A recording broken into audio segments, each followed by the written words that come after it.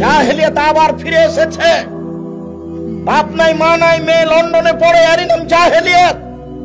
বাপ নাই মা নাই, খোলা মাঠে মেয়ে চট্টগ্রাম বিশ্ববিদ্যালয়ে পড়ে, এরই নাম জাহেলিয়াত।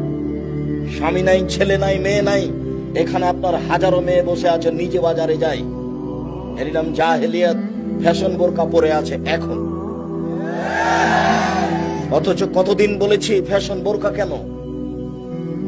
তোমার বাপ তোমাকে দেখে না, তোমার স্বামী তোমাকে দেখে না, ফ্যাশন বোরকা কেন? ঢিলা ঢালা বোরকা, বোরকা দেখিয়ে তোমাকে ঢং দেখাতে হবে কেন? বোরকা দিয়ে তোমাকে রং দেখাতে হবে কেন? বোরকা বোরকা ঢিলা ঢালা, এই ফ্যাশন বোরকা কেন? এইটা কেন? তার মানে এটাই জাহেলিয়াত। কই আমাদের তো বাজারে না গেলে চলে, তা আপনার চলে না কেন? আমাদের বাড়িতে তো কোনোদিন হাটে বাজারে যায়নি, তা আমাদের সংসার চলছে তো। আপনার বউ বাজারে যায় কেন?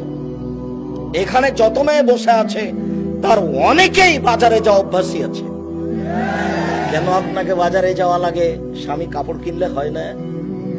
স্বামী কাপড় কিনলে কেন তোমার স্বভাব এরকম হয় যে এটা মোটা, এটা ভালো নয়?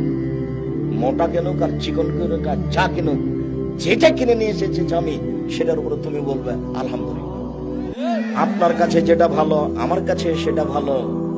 আপনার সুবিধায় আমার সুবিধা, আপনার খুশিতেই আমার খুশি। আমি ব্যক্তিগতভাবে খুশি আনন্দ আপনার সামনে প্রকাশ করে আপনার সংসারে অশান্তি আনতে রাজি নই। যাহাই চাইবেন আপনি তাহাই করিব আমি, যেটা ভালোবাসেন আপনি সেটাই করবেন আমি, তাতেই খুশি। সংসার সুন্দর হবে। তোমাকে বাজার করতে হবে কেন? এই মেয়ে, তোমাকে বাজার করতে হবে কেন? ঢং পেয়েছো তুমি?